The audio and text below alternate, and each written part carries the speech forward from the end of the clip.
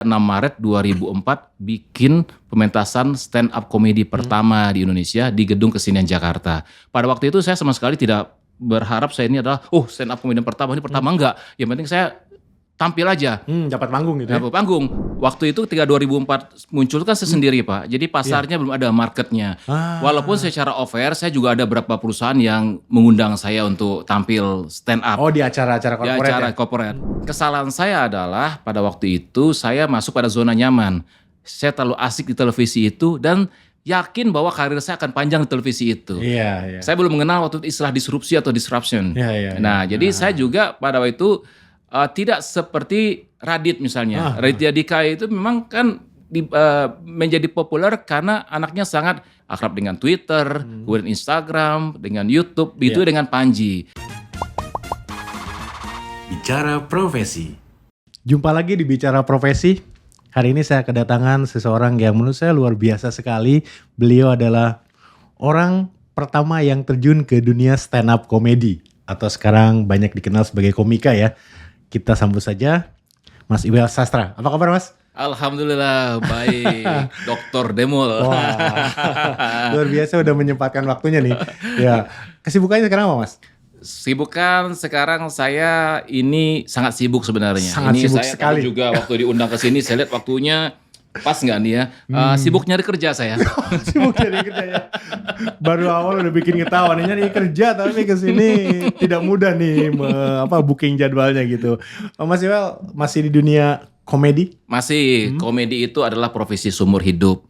Nah sebenarnya saya pun sekarang masih berkomedi dalam bentuk lain. Sejak 2013 saya juga dikenal sebagai seorang motivator yang banyak diundang oleh perusahaan. Nah ketika saya memberikan motivasi itu tetap saya selipi dengan komedi. Ya dengan jokes, dengan humor. Ya materinya itu benar lah ya. Benar-benar menyesatkan. Benar-benar menyesatkan. Nah, tetap. Tapi kalau secara khusus saya stand up komedi begitu. Memang relatif agak jarang ya beberapa tahun terakhir. Bukan saya meninggalkan, tapi karena saya melakukan perenungan apa yang bisa saya lakukan agar di tengah banyaknya. Jadi stand up comedian ini ibaratnya ilmu marketing itu udah red ocean sekarang. Saat ini ada dosen sepakat. Betul kan red ocean kan? Nah gitu. Terus kemudian kalau di tengah red ocean ini kita bagaimana tetap menjadi blue ocean. Kita harus punya diferensiasi. Kita harus punya suatu keunggulan. Apalagi kalau dikenal sebagai seorang katanya pelopor. Ya, stand up comedian pertama tentu harus memiliki value yang lebih daripada yang baru muncul belakangan. Nah ini perenungan, tapi merenung tuh nggak boleh lama-lama. Nah pas juga nih ketika saya di ujung perenungan nih Pak Demol mengundang saya. Ya. Karena yang mengundang ada Pak Demol saya langsung. Karena beliau ini langsung mengundang saya, gitu. Langsung saya DM ya, Japri. Mas, ini kenapa saya undang? Karena di tengah tadi red ocean para komika, Mas Iwel, saya kenalnya seorang komika itu dulu, atau stand up comedy itu Mas Iwel malah di awal-awal. Cuman kesini banyak banget komika, termasuk kita tahu ya ada Panji, yang mungkin boleh dibilang pelopor setelah Mas Iwel, kemudian ada Raditya Dika. Yang saya tanyakan gini, sebenarnya momentumnya itu kapan datang sih sehingga orang-orang mungkin sekarang nih jauh lebih kenal Raditya Dika maupun Panji dan komika-komika era sekarang nih Mas Iwel. Momentumnya kapan sebenarnya bagi komika datang? Ya kita kan harus bisa membaca segala sesuatu ya. Kayak saya tertarik datang ke podcastnya Dr. Demol ini adalah saya bingung. Ini orang udah punya duit ngapain lagi punya podcast gitu kan. Nah ini juga saya berpikir gitu kan. Ini susahnya. Kalau orang udah punya duit podcast juga kan. Nganggur Mas, nganggur. Nah jadi saya sebenarnya Pak, dasar saya itu adalah seorang pelawak tradisional. Jadi saya dari umur waktu saya kelas 5 SD, saya sudah pengen jadi seorang pelawak. Karena di televisi waktu itu the one and only TVRI, nah, saya nonton Bagio CS, Jayakarta Group, Sri Mulat, Bagito, itu menginspirasi saya untuk menjadi seorang pelawak. Jadilah selepas SMP saya ke Jakarta merantau untuk mengejar impian saya sebagai seorang pelawak. Selepas SMP? Ya, saya bilang sama ibu saya, "Mah, saya pengen ke Jakarta jadi seorang pelawak." Ibu saya ketawa. Padahal saya belum ngelawak, ibu saya udah ketawa. Berarti pas banget itu. Harusnya diizinkan tuh ya. Belum Iya. ngelawak udah bikin ketawa. Karena saya terus berusaha untuk membujuk ibu saya, akhirnya ibu saya pasrah. Saya dilepas merantau ke Jakarta untuk mengejar impian saya menjadi seorang pelawak. Prinsip ibu saya pada waktu itu adalah lebih baik anak ini dilepas ke Jakarta, membuat orang lain tertawa daripada ditahan di Padang nanti dia malah tertawa sendiri. Nah, itu. Bahaya itu. Bahaya. Saya dari Padang kan. Nah. Jadi saya SMP di Jakarta, kemudian saya main ke Radio SK, Radio Senyum Ketawa, Radio Suara Kejayaan, tempat ngumpulnya para pelawak waktu itu. Almarhum Radio SK ya. Iya. Udah nggak ada kan sekarang? Nggak ada. Okay. Waktu itu di situ ada grup lawak Bagito, iya, kemudian ada 4 sekawan yang baru dibentuk ya dari personil Gideon ketemu Tom Tam gitu ya, jadi 4 sekawan dan banyak grup lawak lainnya. Saya juga main ke rumahnya Pak S. Bagio di Setiabudi, tempat ngumpulnya para pelawak. Bahkan saya juga mendatangi rumahnya Pak Edi Sud di Pulau Mas gitu kan. Itu karena saya pengen jadi seorang pelawak. Oke. Namun jalan hidup itu kadang gini Pak, kita punya suatu rencana, punya keinginan, punya semangat yang besar sekali, tapi dalam perjalanannya tidak semudah yang kita bayangkan. Saya ini pada waktu itu gagal terus bikin grup lawak. Oh jadi belum sempat jadi grup lawak Nah, gitu ya. karena pada waktu itu kalau ngelawak harus punya grup lawak. Betul, karena dulu kan zamannya itu ya. Iya, kan? Tidak ada yang ngelawak sendiri ya. Nggak ada, kayak sekarang komika banyak tuh nggak ada. Iya. Mereka semua bikin grup lawak. Walaupun pernah ada juara lomba lawak tunggal, akhirnya mereka bikin grup lawak. Grup lawak. Nah, jadi saya gagal sampai akhirnya tahun 97 saya memutuskan ya sudahlah kayaknya lawak bukan dunia saya. Sampai akhirnya saya ngelihat sebuah komedi situasi, judulnya Seinfeld. Di situ ada pemainnya itu melakukan monolog. Ya, saya tanya waktu itu monolog, ternyata itu adalah stand up comedy.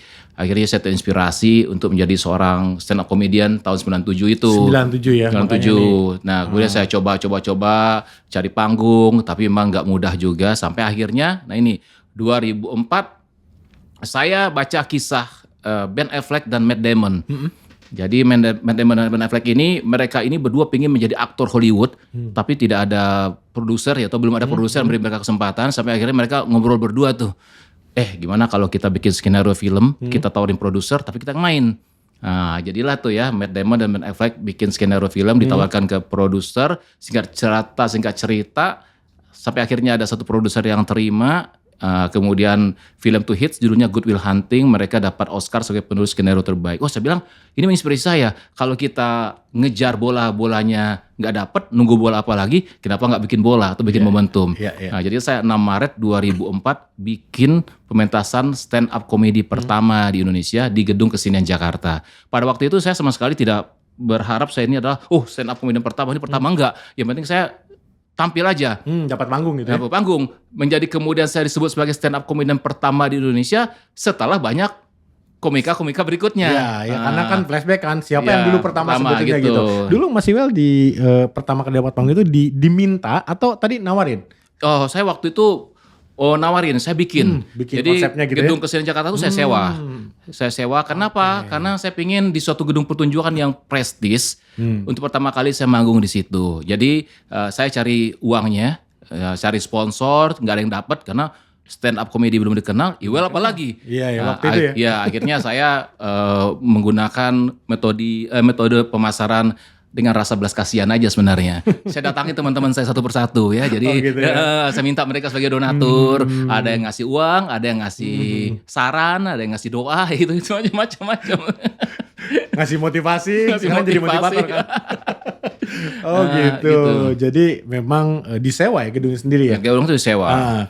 Sejak itu pun kayaknya belum langsung booming juga ya. Belum jadi regular event kan ya waktu itu ya? Belum. Jadi tapi pemunculan saya di Gedung Kesenian Jakarta itu alhamdulillah kan diliput oleh banyak media nasional seperti Koran Tempo, kemudian ada juga majalah Gatra, Kompas, pokoknya banyak, sehingga itu menarik sebuah rumah produksi yang memproduksi program untuk TV7. Nah, sekarang Trans 7 namanya dulu TV7. Saya tampil di situ untuk stand up komedi itu 4 episode kalau nggak salah, 4 episode. Kemudian rekaman itu dilihat oleh produser RCTI, tim produksi RCTI.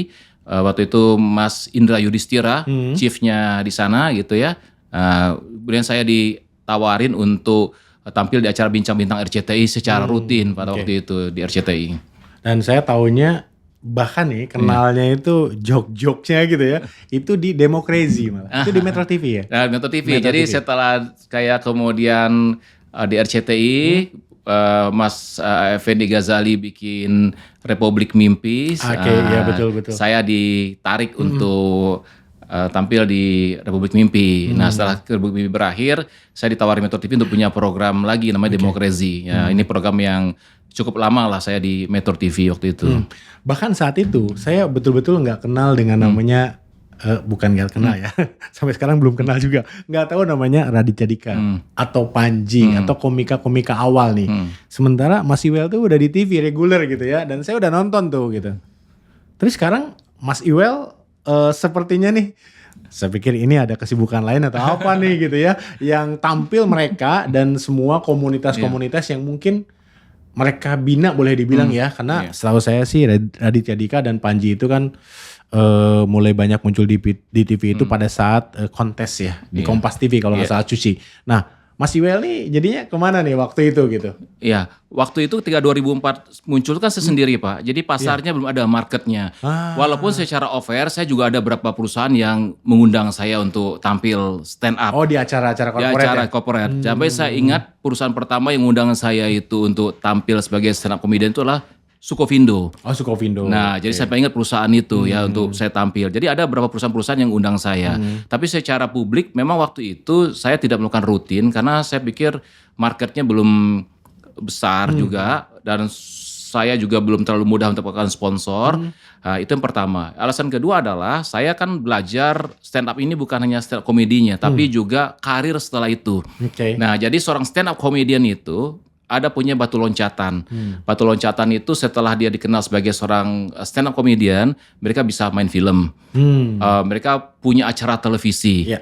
Ya, punya acara televisi. Kalau kita lihat acara-acara late night itu banyakan dasar mereka tuh adalah basic mereka stand up comedian. Stand up comedian ya. Mereka bermain sitkom. Nah, saya itu juga orientasi saya sebenarnya. Ini juga samping saya sebagai seorang stand up comedian, saya juga pingin punya acara televisi. Dan alhamdulillah berhasil pada Dapet ya waktu itu. Iya. Nah, kemudian saya tampil lama di sebuah TV berita. Kesalahan saya adalah pada waktu itu saya masuk pada zona nyaman.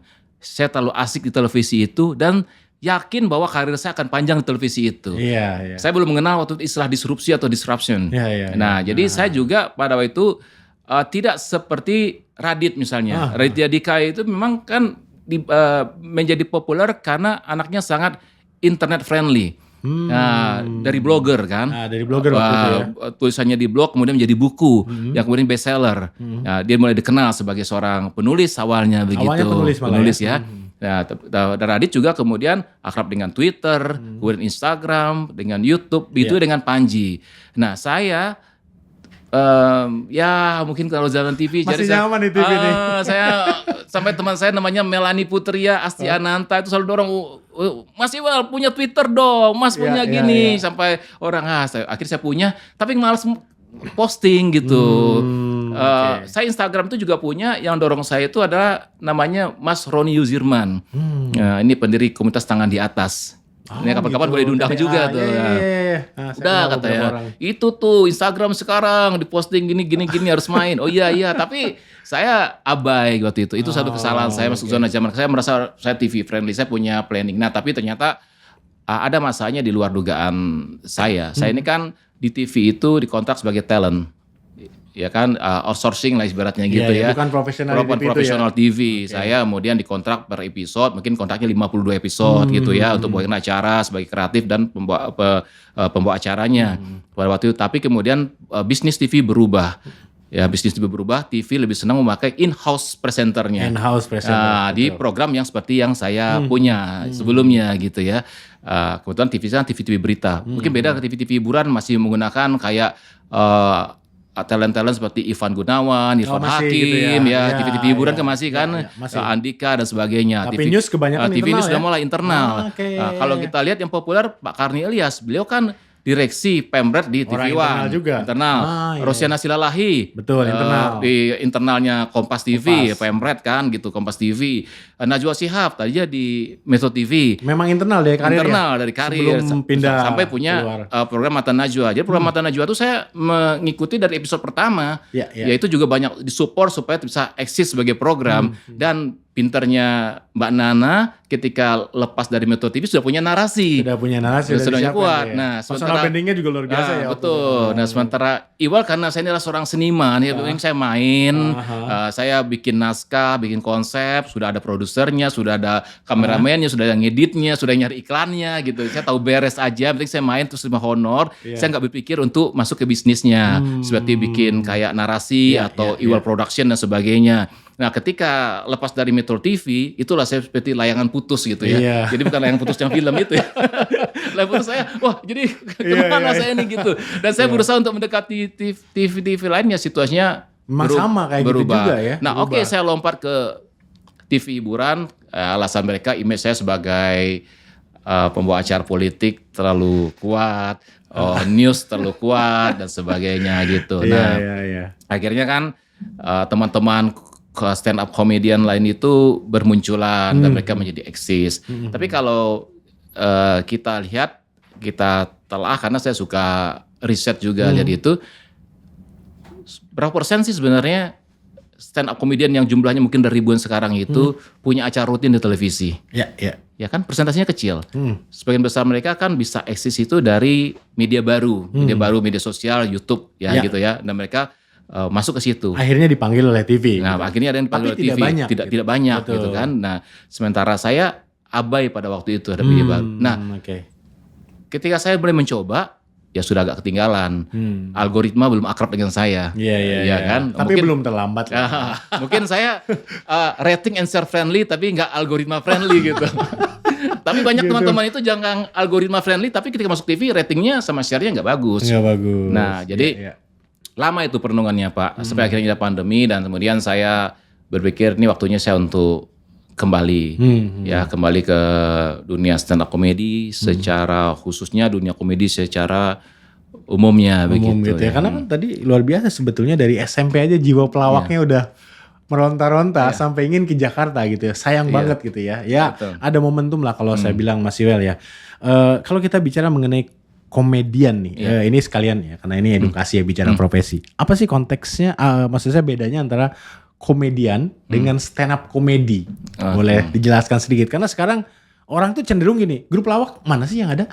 Kecuali sitkom itu pun terdiri dari para komika gitu ya. Nah, apa bedanya antara komedi secara umum dengan stand up komedi nih? Ya, jadi komedian itu istilah komedian itu kalau di luar sudah lama kita dengar ya. Di Indonesia tuh baru populer tahun 2000-an lah. Ketika banyak juga artis-artis yang ganteng-ganteng, yang cantik-cantik itu terjun juga ke komedi. Bawain acara TV, komedi. Tadinya dasarnya penyanyi, kemudian ngelawak-ngelawak sukses. Tadinya pemain sinetron ya kan, ngelawak-ngelawak sukses. Tapi mereka nggak mau disebut pelawak, jadi disebutnya komedian. Itu awalnya komedian. Jadi komedian itu lebih luas. Lebih luas gitu ya. Misalnya Pak Demul gitu dapat juga sitkom, wah komedian, bisa jadi komedian gitu. Walaupun itu scripted ya. Mereka bilang saya komedian gitu loh. Tetap scripted itu disebut komedian waktu itu klaimnya gitu. Ya, mereka klaimnya. Makanya kan kalau organisasinya kan Persatuan Seniman Komedi Indonesia. Kalau dulu kan jelas paguyuban lawak. Berbeda ya? Beda, Jalan Pak Edi Sud paguyuban lawak jelas. Pak Bagio juga lawak juga. Jelas nih perkumpulan pelawak gitu ya. Nah, karena kita seniman komedi jadi lebih luas komedi itu. Nah, kalau di kita di Indonesia itu dikenal istilahnya pelawak gitu. Saya pelawak gitu. Pelawak yang main film, pelawak yang nyanyi, tapi dasarnya ada pelawak. Nah, stand up komedian itu adalah beda dengan pelawak.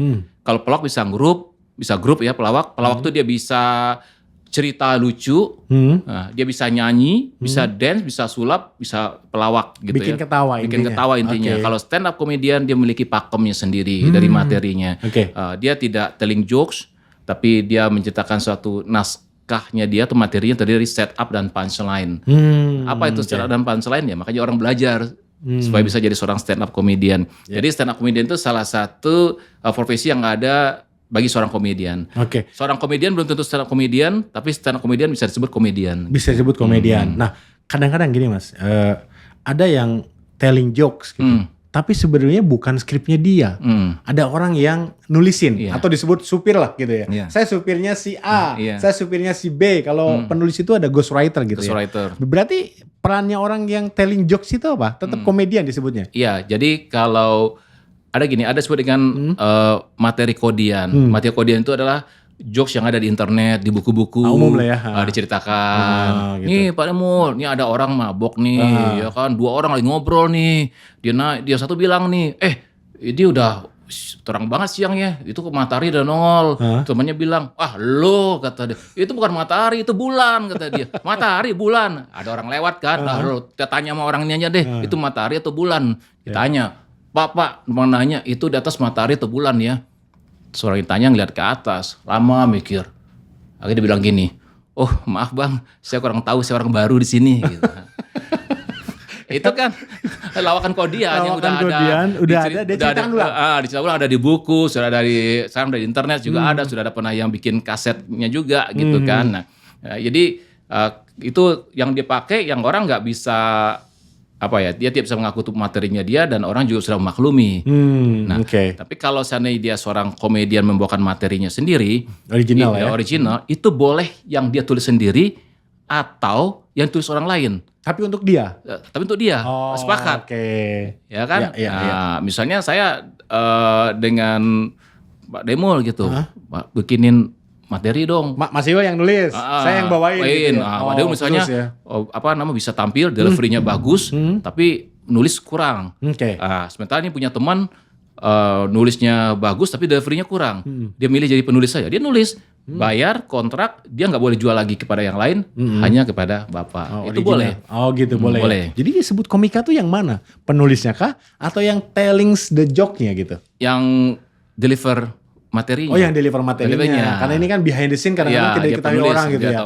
Tapi sense of humornya kan berarti lebih banyak yang di belakang, betul gak sih? Iya, di belakang banyak itu. Itu boleh aja, tapi kan untuk melakukan deliver material humor tuh juga nggak mudah kan? Nggak mudah. Dia punya skillnya di situ. Tapi rata-rata biasanya stand up comedian itu dia bisa menulis materinya sendiri. Cuma mungkin karena kebutuhan, misalnya harus tampil 1 jam, 1,5 jam, atau rutinnya banyak sehingga dia butuh penulis yang menulis itu gitu. Dan udah ada etikanya, penulisnya itu nggak boleh juga kemudian bocorin ke orang. Oh itu gue yang nulis materinya itu. Soalnya kadang-kadang gini, kadang-kadang ketika komika ditampil di acara sitkom gitu ya, yang tidak skriptif nih, benar-benar dilempar satu ide itu dia nggak bisa ngelawak.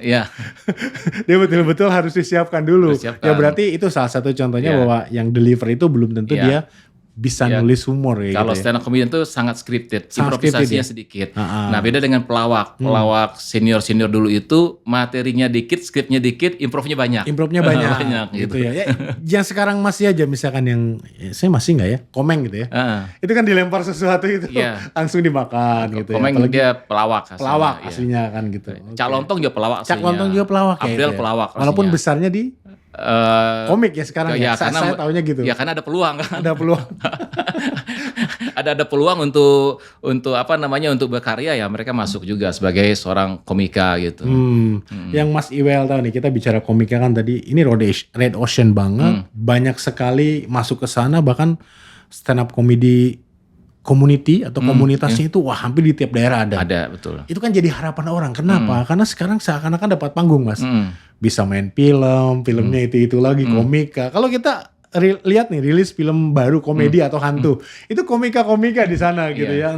Entah manajemennya memang jago nih nyari produser dan sebagainya, atau mungkin ya sekarang memang komika sedang dapat panggung. Nah pertanyaan saya adalah, bedanya apa sih komika zaman dulu dengan sekarang? Secara umum nih, sama aja atau memang ada bedanya nih gitu? Ya sebenarnya kalau dilihat beda, masing-masing ini ya memiliki ini zamannya masing-masing gitu, zaman masing-masing. Kalau sekarang komika itu banyak karena melihat ada pasarnya, ada peluangnya, ada kesempatannya, dan ada ruangnya juga. Misalnya ada televisi yang masih mengadakan kompetisi, sehingga masih banyak yang ingin tertarik ikut ke sana. Minimal tampil di TV untuk tampil di kompetisi TV, itu ya. kompetisi. Tapi kemudian mereka juga harus kemudian masuk ke dalam realita industri hiburan. Karena menurut saya industri hiburan ini kita harus siap mental masuk ke sana. Kenapa? Karena industri hiburan ini bisa membuat orang yang tadinya bukan siapa-siapa menjadi sangat terkenal. Yang tadinya mungkin kere gitu ya, menjadi kaya raya, jadi kere raya. Iya kan, menjadi sangat fenomenal. Atau orang yang tadinya sangat terkenal kemudian redup. Yang tadinya kaya harus jual aset. Nah, harus siap. Ya harus siap dengan kondisi yang seperti ini dan harus pintar juga. Nah, ini saya terus belajar untuk bisa menjadi seorang komedian yang bukan hanya pintar dalam berkomedinya, tapi juga pintar dalam berbisnisnya. Itu harus ternyata sekarang. Ya contohnya kayak, harus saya akui saya salut dengan Ernest misalnya, Ernest Prakasa. Dia bikin perusahaan film, kemudian filmnya juga laris. Ya, jadi kan dia bukan hanya lagi seorang komika, tapi juga produser, sutradara, dan kemudian juga bisa berikan ruang kepada komika-komika lainnya. Bisnisnya yang bisnisnya, jadi kan, dia memiliki kemampuan bisnis yang baik gitu. Nah. Kalau dulu itu juga karena trennya lawak itu munculnya ada Pak Bagio, kemudian adanya Om Ateng, Pak Iska gitu ya, dan banyak sekali kesininya ada Bagito, kemudian juga ada Empat Sekawan, ya, kemudian ada Patrio, Cagur, gitu, ya itu memancing juga sebenarnya banyak juga anak-anak muda pada waktu itu pengen jadi pelawak, bikin grup pelawak. Tapi yang muncul kemudian ke permukaan kan hanya berapa? Iya betul. Padahal grup pelawak itu pasti ribuan. Pasti saat itu ribuan gitu. Ya. Di daerah juga banyak kan pasti, gitu. Jadi sebenarnya hampir sama gitu. Orang melihat ada momentumnya. Nanti kalau seandainya stand up ini eranya kemudian turun, seperti lawak kita mana nyangka ya akan hilang gitu, mati suri. Mati suri. Pelawaknya ada tapi dunia lawaknya nggak ada. Nggak ada, betul.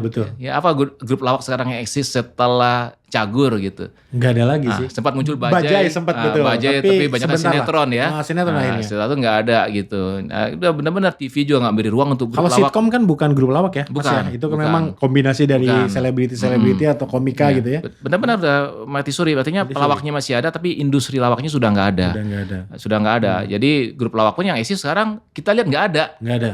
Mana acara TV yang benar-benar menunjukkan utuh kayak dulu di RCTI ada Baso, Bagito Show gitu ya, atau Ngelaba dulu ya, Patrio gitu kan, chatting Cagur, nggak ada kan, karena industri TV pun kalau seandainya ada sebuah grup lawak, yang lucu. Sule doang yang dibawa. Sule doang yang dibawa ya. Padahal yang lain juga lucu sebenarnya, cuma dibawa Sule doang. Akhirnya, ya tapi waktu itu juga bukan grup lawak ya. Memang cabutan terus ya Sule yang lucu, Sule yang dibawa gitu. Iya kan Sule sebenarnya punya grup lawak tuh, SOS yang juara audisi pelawak TPI kan, API gitu kan. Betul. Nah, jadi, tapi sebenarnya Sule aja yang naik. Ya Sule aja yang naik ya, karena industrinya tidak mendukung. Kalau dulu kan masih ada ruang ya, TVRI mendukung itu, ada programnya. Nah sekarang juga karena ruangnya ada untuk stand up comedian, jadi anak muda, ini kayak komik nih, mereka cuma belajar dari YouTube, lihat yang senior udah main. Jadi tujuan utamanya saya pengen jadi seorang komika gitu. Intinya masih ada panggung ya untuk para komika sekarang gitu ya, kompetisi masih termasuk ya Deddy Corbuzier ikutan ya bikin somasi gitu ya. Nah itu juga wadah buat para komika ya kan kayak seorang Deddy Corbuzier juga melihat ada peluang dan ruang kan. Iya kan? Ini peluang stand up komedian. Bikin somasi, dia punya channel udah dibikin gitu. Iya. Mas Iwel berarti comeback nih ceritanya nih. Bismillah saya mau comeback siap bersaing lagi dengan mereka. Anak-anak muda yang mungkin trennya appetite-nya udah beda. Enggak, saya enggak anggap mereka saingan. Enggak anggap saingan. Anggap ini mereka tuh adik tingkat. Bikin wadah kayaknya lucu nih Mas Iwel ya. Iya dong, kita ibaratnya ilmu marketing gitu kan. Jadi pionir itu janganlah pendatang baru itu. Misalnya kayak iPhone tuh nggak lihat bahwa itu kompetitor, itu adalah pemotivasi supaya tetap eksis. Motivator gitu. Banget ya bicaranya. Intinya adalah komika yang di permukaan banyak banget gitu ya. Tapi jauh lebih banyak lagi yang mungkin tidak mendapatkan tempat ya di industri. Itu jadi peluang bisnis tuh Mas Iwel ya. Iya betul. Seorang Iwel Sastra yang udah makan asam garam di dunia televisi, hiburan, dan juga mungkin pionir dari stand up comedy ini kan bisa menjadi satu harapan nih bagi para komika yang mungkin belum dapat tempat. Betul nggak seperti itu sih? Ya, jadi saya di samping saya sendiri pingin comeback gitu ya. Kalau istilah saya tuh back to mic gitu ya. Jadi saya juga memiliki suatu keinginan saya untuk menghidupkan kembali dunia lawak. Jadi lawak gitu ya? dunia lawak. Jadi karena kalau stand up kan sudah ya punya komunitas yang sudah sangat Red kuat. Ocean tadi kan ya juga ya. Jadi saya bergabung di sebuah grup WhatsApp itu isinya banyak pelawak. Oh gitu. Nah, ada pelawak-pelawak, benar-benar pelawak, bukan Dan yang sudah pernah eksis dulu juga ada juga. ada yang sudah eksis ada. Maksudnya di grup tuh ada yang pernah terkenal, nyaris terkenal, nggak terkenal. Nah, gitu di grup itu. Ya, jadi Sebentar, saya potong dulu nih. Itu grup WhatsApp kalau isinya pelawak. Itu apa yang diomongin? nah cuman ini Penasaran saya. karena ruang berkarir nggak ada. Jadi tuh grupnya ramenya satu. Kalau ada yang sakit, lekas sembuh ya. Itu semua ngucapin lekas sembuh ya. Gitu. Kalau ada ulang tahun, selamat milad. Itu rame grupnya ya gitu. Sama kalau yang meninggal gitu kan. Nah, jadi ucapinnya gitu. Tapi kalau masalah job kayak jarang ngomongin job ya. Sensitif kayaknya. Siap. Oke, ya luar biasa menurut saya sih. Semoga ya tadi lawak bisa dihidupkan lagi. Tidak hanya dunia hiburan itu dipenuhi oleh teman-teman komika ya, stand up komedi itu bagus gitu ya. Betul. Tapi mungkin lawak yang mungkin DNA-nya komedi di Indonesia malah ya itu harus naik lagi Mas Iwel. Saya setuju tuh. Betul kan, kita punya Sri Mulat yang luar biasa. Iya. Pak Teguh yang luar biasa bisa mengumpulkan orang-orang lucu, orang-orang unik yang luar biasa dalam suatu wadah Sri Mulat yang sampai pada waktu itu kasetnya laku luar biasa kasetnya kan kaset gitu, zaman kaset itu orang mau beli kaset itu film juga banyak juga banyak grup lawak yang pada waktu itu sangat terkenal jadi bagian dari memang sih orang bilang kan itu zamannya ya artinya begini segala sesuatu itu seharusnya bisa mengikuti zaman ya kan tinggal kan kita bicara konteks dan konten sebetulnya gitu lah konteksnya seperti apa kontennya seperti apa itu yang paling penting. Jadi buat kekinian lah ya. Dibuat kekinian. Nggak harus jadul gitu ya. Nggak harus jadul nggak gitu. Gitu. Nggak harus gitu lagi kan. Mungkin itu udah nggak punya tempat ya di masyarakat sekarang jadi, ya. Artinya pelawaknya pun harus lebih kreatif. Gitu. Nah itu dihidupkan. Artinya stand up comedian sebagai saya bilang stand up comedian itu adalah komedi impor. Karena bukan di sini original. Bukan. Saya ngakui saya belajar tuh dari Jerry Seinfeld dan beberapa Josh Carlin jadi banyak stand up comedian di luar saya belajar saya adaptasi kemudian saya belajar bukunya juga buku stand up comedian karangan Judy Carter, Greg Dean gitu ya cara bikin naskahnya itu impor. Sementara lawak itu saya anggap adalah bagian dari komedi aslinya kita. Ya kan? Karena kalau kita lihat misalnya Lenong kemudian Ketoprak, Ludruk, Ria Jenaka dulu itu pakai karakter wayang betul. Itu Indonesia kan, banget ya. Iya kan akarnya adalah akar budaya kita. Kemudian menjadi mereka berkelompok, ada bertiga, berempat. Artinya ini masih ada potensi ya yang bisa dihidupkan kembali di Indonesia ini. Artinya komika eksis, pelawak eksis, nanti apalagi tuh biar banyak gitu. Iya. Opsinya banyak ya. Mungkin opsinya banyak komika gitu. muter gitu-gitu aja. Akhirnya politik ke politik, hukum ke hukum gitu. Akhirnya ada opsi untuk tontonan itu bagus juga untuk masyarakat ya. Mas Iwel, kita bicara komika dikit nih yang mungkin pertanyaan saya terakhir untuk komika ya. Apa sih yang ingin Mas Iwel sampaikan ke mereka komika yang kalau saya lihat sih kecenderungannya itu banyak yang mengikuti arus. Mungkin karena mengikuti arus juga mereka eksis. Tapi gini, kadang-kadang agak bablas nih gitu ya. Joke seperti apa sih sebetulnya yang tidak akhirnya mengakibatkan tuntutan hukum, tidak menyinggung sana sini. Seakan-akan sekarang kok banyak yang berani ya. Padahal kalau dulu zamannya Mas Iwel mungkin itu kan sudah agak sensitif. Selain pemerintahnya yang mungkin tidak dikit-dikit tuntut, dikit-dikit geruduk dan sebagainya. Sebetulnya seperti apa sih seharusnya komika itu dari ceritanya, deliverynya yang mungkin masih lucu, tapi masih memahami atau menghargai norma-norma hukum, susila dan sebagainya. Jangan sampai kebablasan nih untuk teman-teman komika yang muda-muda terutama. Iya. Jadi dulu pelawak-pelawak senior juga mereka selalu wanti-wanti. Kritik sosial itu penting, tapi harus yang beradab gitu ya, miliki etika. Kita mengajak orang untuk menertawakan diri sendiri, jangan menertawakan orang lain, bahkan mengolok-olok atau menghina. Nah, jadi saya menghindari itu. Jadi kalau saya misalnya harus memainkan seorang, misalnya ini saya cek lagi, ini sebetulnya satir, menghina atau merendahkan orang. Nah, ini saya sangat melakukan sensor diri, itu sangat penting sekali. Masalahnya sekarang ini kan era media sosial. Media sosial itu orang berburu viewers, berburu subscribers, berburu followers. Sehingga kalau lagi trennya satu kasus ini, akhirnya konten banyak kayak gitu. Itu ya, ngejar viralitas ya. Ngejar viral. Oh, ini lagi viral ini gitu.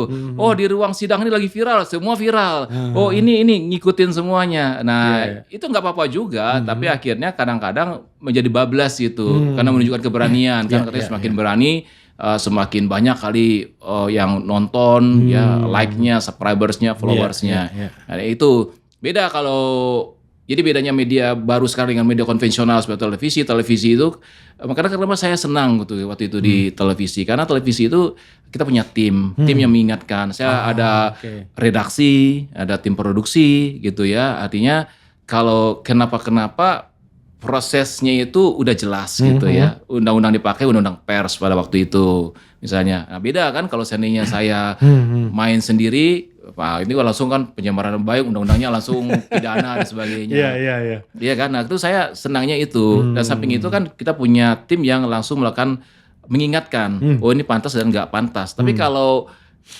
dengan media baru sekarang tidak ada sensor, karena kita produksi, edit, tayang, ya kan? Atau karena produksi nggak edit, share langsung gitu kan? Ya, jadi kan nggak ada sensornya lagi. Nah, sehingga akhirnya ada yang kemudian bersalah dengan hukum, kemudian juga akhirnya mungkin nggak bermasalah hukum, tapi melukai orang lain gitu. Mungkin lucunya nggak seberapa, tapi sakitnya gitu kan? Betul. Kadang-kadang ada yang menggunakan fisik orang lain untuk gitu. joke-nya, tapi karena narasinya sekarang adalah ini kan kita sedang sedang berkomedi. Jadi wajar aja dong, jangan sensitif dan sebagainya. Tapi kan ya orang yang sakit hati kan tidak berani mengungkapkan, ya tetap aja sakit hati ya gitu ya. Betul, itu harus hati-hati berarti di sana. Hati-hati. Mungkin saya karena faktor umur juga sekarang kali ya. Jadi sama dong itu. Orang yang saya kenal komika itu pertama Mas Iwel kok.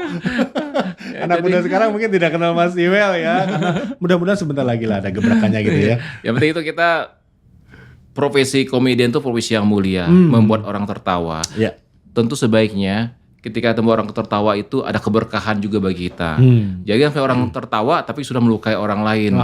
Apalagi kalau saya lihat yang banyak komika-komika yang baru-baru itu kadang di panggung ngomongnya itu gimana? Maksudnya kotor gitu ya. Jadi bahasa fisik yang seharusnya bahasa yang ya terlalu ginilah. Jadi menggunakan kata-kata yang saya juga kaget dia mengucapkan itu di panggung gitu. Atau materi-materinya, walaupun mungkin ketika mereka perform udah tulis 18 tahun ke atas dan sebagainya. Betul. Gitu di audiensnya. Kalau gitu. bukan di media besar memang agak mungkin ya di beep gitu ya. Tapi kalau media channel sendiri itu udah keluar aja gitu ya. Keluar. Saya kadang-kadang ngomong kayak gitu.